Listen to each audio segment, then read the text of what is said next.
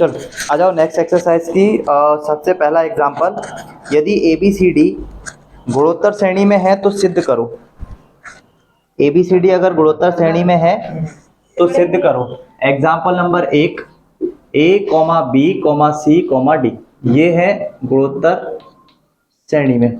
हमें प्रूफ करना है ए का ए बी सी का स्क्वायर, ए प्लस बी प्लस सी का स्क्वायर और बी सी डी का स्क्वायर, बी का स्क्वायर सी का स्क्वायर और डी का स्क्वायर, ये बराबर है ए बी बी सी और सी डी और उसका होल स्क्वायर।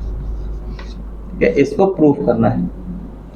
तो ए बी सी डी चार पद हैं और चारों अगर एक दूसरे के गुणोत्तर श्रेणी में है तो कंफर्म है कि इनका जो आर का वैल्यू होगा, ए बी सी डी के जो आर का वैल्यू होगा वो हमेशा सेकेंड वाले जो टर्म है उसको फर्स्ट वाले टर्म से डिवाइड करके आता है। इसका मतलब है कि b बटा a, फिर जो तीसरा वाला टर्म है उसको सेकेंड टर्म से डिवाइड कर सकते हैं और लास्ट वाला जो टर्म है d उसको डिवाइड कर सकते हैं c से, और ये सब जो है किसके इक्वल आएंगे, r के इक्वल आएंगे। यहां से सभी जगह से हम लोग क्रमशः b का c का और b का वैल्यू, c का वैल्यू और उसके बाद d का वैल्यू, ठीक है, ये तीनों वैल्यू हम निकाल लेंगे क्योंकि b अपॉन a को बराबर करेंगे r के, तो b बराबर आ जाएगा a इंटू r। ठीक, फिर यहाँ पे c का मान निकालेंगे तो वो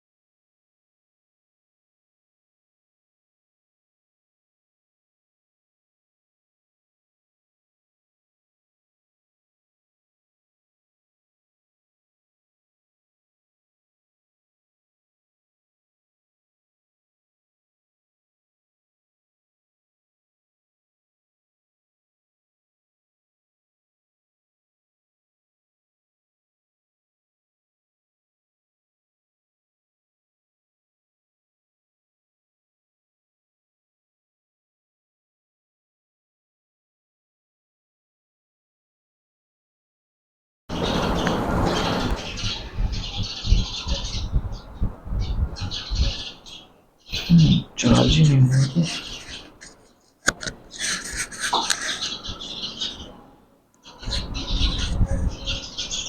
टर्म आएगा उसमें यहाँ पे आर स्क्वायर कॉमन दिख रहा है इस वाले पूरे के पूरे सीरीज में, तो यहाँ से आर स्क्वायर को भी कॉमन ले लेते हैं। ठीक है, जो चीज़ लेकर आना है उसको छोड़ते हैं, बाकी सब मिटा देगा। यहाँ से ए स्क्वायर तो कॉमन आ गया, तो ये ए स्क्वायर और ये स्क्वायर मिलके क्या बनेगा, ए की पावर 4। उसके अलावा आर स्क्वायर जो है वो दूसरे वाले से मिल जाएगा, हमें मिलेगा 1 प्लस आर का स्क्वायर प्लस आर की पावर 4, और उसके अलावा यहाँ मिल जाएगा 1 प्लस आर का स्क्वायर और आर की पावर कितना, 4। ठीक है, इसके बाद ये जो टर्म है ये दोनों हमारे पास टोटल कितनी बार है, 2 बार है, तो इसको हम लोग ए की पावर 4 आर का square 1 plus R square plus R की पावर 4 और उसका भी क्या लिख सकते हैं, होल स्क्वायर। ठीक है, इस तरीके से ये हमारे पास होल स्क्वायर की फॉर्म में आ जाएगा। अब हम लोग इसके अलावा यहाँ पे इसको होल्ड कर देंगे, क्योंकि इसके अलावा हमें ये तो नहीं दिख रहा कि जो RHS में लिखा हुआ वैल्यू है वो यहाँ से आएगा या नहीं आएगा, तो इसको हम लोग यहाँ पे होल्ड कर दे रहे हैं। और अब हम लोग ले रहे हैं RHS को, और नॉर्मली हर क्वेश्चन में होता भी यही है कि जब हम लोगों को LHS सॉल्व करने के बाद RHS ना लाते नहीं बनता है, तो फिर हम RHS को भी थोड़ा सा सॉल्व करके देख लेते हैं कि शायद उसको सॉल्व करने पे वो यहाँ तक की स्टेप में आ जाए। तो ए और बी के मान, ए का मान तो ए ही रहेगा, बी का मान हमारे पास ए आर का स्क्वायर था शायद, या ओनली ए आर। उसके बाद जो बी का वैल्यू है वो ए आर है और सी का वैल्यू ए आर का स्क्वायर है। ठीक, उसके बाद सी का वैल्यू हमारे पास ए आर का स्क्वायर और डी का वैल्यू हमारे पास ए आर का कितना, क्यूब, और उसका भी क्या, होल स्क्वायर। तो अगर मैं यहाँ पूरे में से ए को कॉमन लेना चाहूँ तो ए स्क्वायर यहाँ भी रहेगा, ए स्क्वायर यहाँ भी रहेगा, ए स्क्वायर यहाँ भी रहेगा, तो ए स्क्वायर ऑलरेडी यहाँ अंदर है, और जब उसको बाहर कॉमन लेंगे तो वो ए की पावर 4 से कॉमन आएगा। ठीक, उसके अलावा आर यहाँ पे भी है, आर यहाँ पे भी है, आर यहाँ पे भी है। यहाँ पे जो आर है उसमें से हमने एक आर बाहर लिया है ना, तो एक आर बाहर लोगे ना तो वो स्क्वायर होके बाहर आएगा, तो आर स्क्वायर बाहर आएगा। हमने सिर्फ आर कॉमन लिया है, होल स्क्वायर होने की वजह से वो आर स्क्वायर बाहर आया। अंदर यहाँ पे क्या बचेगा, यहाँ से मैंने ए स्क्वायर पूरा कॉमन लिया है, ए स्क्वायर कॉमन लिया तभी वो ए की पावर 4 बन के आया, तो यहाँ तो 1 ही बचेगा। यहाँ से तुमने एक आर कॉमन लिया है तो कितने आर बचेंगे, 2, और यहाँ से एक आर कॉमन लिया है, 3 ये वाले और 1 ये वाला, टोटल कितने बचेंगे, 4, और उसका क्या, अभी दिख गया कि ये और ये दोनों क्या है, बराबर है। ठीक है, अभी इस एक्सरसाइज के जितने भी क्वेश्चन हैं उसमें तुम्हें यही सब कुछ करना है। सबसे पहले ABCD गुणोत्तर श्रेणी में देंगे, तो उसके लिए तुम R का वैल्यू निकालोगे, और R का वैल्यू निकालने के बाद फिर उन सभी को जिस RHS और LHS में प्रूव करने के लिए बोला है उसमें रख दोगे। तो ABCD गुणोत्तर श्रेणी में है, हमें जो प्रूव करना है a की पावर n प्लस b की पावर n, और उसके साथ गुणे में है b की पावर n c की पावर n और c की पावर n और d की पावर n। ठीक, ABCD क्या है, गुणोत्तर श्रेणी में है, तो सिद्ध कीजिए कि ये भी गुणोत्तर श्रेणी में होंगे। ठीक है, ऐसा प्रूफ करना है। तो इसमें RHS और LHS ये तो है बट क्लियर नहीं हो रहा है। अच्छा ठीक है, गुणोत्तर श्रेणी का उन्होंने समांतर माध्य ले लिया, वो गुणोत्तर माध्य। ABCD 4 दिए हुए हैं, तो इसमें हम सबसे पहले क्या करेंगे, हम लोग इसमें फॉर्मूला की दूसरे वाले टर्म को फर्स्ट वाले से डिवाइड, फिर तीसरे वाले को दूसरे वाले से, और चौथे को तीसरे से डिवाइड करेंगे। R का मान मिलेगा, R जो है B बराबर AR आएगा, C बराबर B इंटू आर आएगा। B का मान ऑलरेडी AR आ चुका है, तो ये बन जाएगा AR का स्क्वायर, और D का वैल्यू आएगा C इंटू आर, C का वैल्यू AR का स्क्वायर है, तो ये AR की पावर 3 मिल जाएगा। ये चारों मान निकालने के बाद अब तुम्हें अगर ये तीनों हमें प्रूव करना है कि गुणोत्तर श्रेणी में है, तो हम लोग क्या करेंगे कि एक LHS लेते हैं। गुणोत्तर श्रेणी में बीच वाले टर्म का स्क्वायर आइड साइड जो उसके दो टर्म होते हैं उनका मल्टीपल होता है। a की पावर n, b की पावर n, c की पावर n और d की पावर n। ठीक है, तो जब भी हम लोग गुणोत्तर श्रेणी देखते हैं तो ये चीज़ हमें मिलती है। ठीक, अब हम लोग क्या कर सकते हैं कि यहाँ पे जो b की पावर n है और c की पावर n है और उसका होल स्क्वायर, b का वैल्यू रख देंगे वहाँ पे और c का वैल्यू रख देंगे। उसके बाद फिर इसमें रख देंगे b की पावर n और c की पावर n का मतलब क्या हो जाएगा। b की पावर n का मतलब है a इंटू r की पावर कितना n, और c की पावर n का मतलब है a इंटू r का स्क्वायर उसकी पावर n और उसका भी क्या होल स्क्वायर। ठीक है, होल स्क्वायर का मतलब ही ये है कि ये हमारे पास दो बार है। ठीक है, या इसमें से मान लो कुछ कॉमन लेना चाहें, फर्स्ट वाले में a की पावर n आएगा, r की पावर n आएगा, फिर सेकंड वाले में a की पावर n आएगा, r की पावर 2n आएगा। इसमें से अगर हम लोग a की पावर n और r की पावर n इसको कॉमन लेना चाहें तो ब्रैकेट से बाहर आने पे वो क्या बचेगा। पहले तो इसको ओपन करेंगे तो a की पावर n, r की पावर n आएगा, फिर ओपन करेंगे तो a की पावर n और r की पावर 2n आएगा। ठीक, और उसका अभी भी होल स्क्वायर। इसमें से जब a की पावर n को कॉमन लेंगे तो a की पावर n और r की पावर n इसको कॉमन लेंगे तो यहाँ अंदर बचेगा 1 प्लस a की पावर n, r की पावर सिर्फ कितना बचेगा n बचेगा, और उसका भी क्या है हमारे पास होल स्क्वायर है। तो जब हम लोग कॉमन लेते हैं ना, तो कॉमन लेते समय देखो जब स्क्वायर में से कॉमन लेंगे तो वो ये वाला स्क्वायर इसको सेपरेट मिल जाएगा। तो हमें मिलेगा a की पावर 2n और r की पावर कितना 2n, और 1 प्लस r की पावर n का जो होल स्क्वायर है वो अभी भी बना रहेगा। ठीक है, पहले यहाँ पे एक लाइन लिखने से पहले यहाँ लिख लेना, गुणोत्तर श्रेणी में अगर ये है LHS यहाँ से स्टार्ट करना। ये तो गुणोत्तर श्रेणी का वो होता है, अगर ये तीनों गुणोत्तर श्रेणी में होंगे तो ये वाली कंडीशन फुलफिल होनी चाहिए। तो इस कंडीशन के लिए हमने पहले LHS को सॉल्व किया है। ठीक है, ये कंडीशन है और ये वाला हमने स्टार्ट किया है सॉल्यूशन। ठीक है, LHS से LHS आ गया, अब RHS को सॉल्व कर लेंगे। अगर दोनों इक्वल आ जाते हैं तो फिर ये भी क्या हो जाएंगे गुणोत्तर श्रेणी में हो जाएंगे, और अगर नहीं आएंगे तो नहीं होंगे। करो जल्दी से।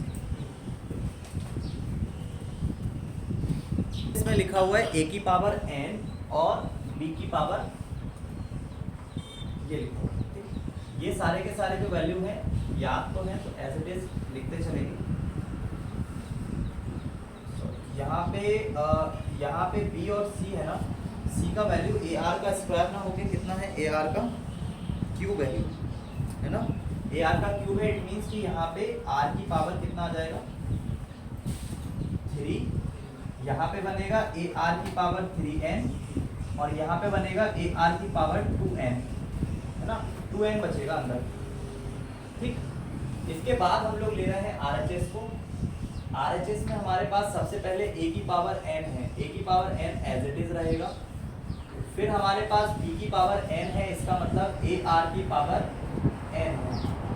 उसके अलावा c का वैल्यू, अरे यार c का वैल्यू, c का तो ठीक है, c का तो स्क्वायर ही है, d का है r क्यूब, c का तो ठीक है, ar का स्क्वायर ही तो है, ar की पावर 2n, n और n। d का जो वैल्यू है ना वो ar का क्यूब है, तो a इंटू बी का स्क्वायर मतलब ar की पावर n, c का वैल्यू है ar का स्क्वायर और उसकी भी पावर क्या n, और d का जो वैल्यू है वो ar का क्यूब है, तो ar का क्यूब इट मीन्स उसकी पावर n। और इसमें से वापिस से कॉमन अगर लेना चाहें तो यहाँ से a की पावर n को कॉमन ले सकते हैं, अंदर क्या बचेगा 1 प्लस r की पावर, और इस वाले में से a की पावर n और r की पावर 2n, है ना, क्योंकि हमें लेकर आना है r की पावर 2n और a की पावर 2n। तो इस वाले में से a की पावर n को भी कॉमन ले रहे हैं और r की पावर 2n को कॉमन ले रहे हैं। तो यहाँ पे क्या बचेगा, 1 बचेगा, और यहाँ पे क्या बचेगा, r का पावर सिर्फ, क्योंकि टोटल 3 n आएंगे, 2 n बाहर ले लिए, a की पावर n, अब ये a की पावर n गुणे में घाते जुड़ती है, a की पावर 2n बन जाएगा, और r की पावर 2n है, और 1 प्लस r की पावर n का क्या है, होल स्क्वायर। RHS और LHS दोनों कैसे आ गए, बराबर आ गए, और जब ये बराबर आएंगे तो प्रूफ हो जाएगा कि जो लिखा हुआ है वो भी गुणोत्तर श्रेणी में है। तो कर लोगे इसके बाद अब सारे क्वेश्चन, है ना, जो नहीं बनेगा पूछ लेना।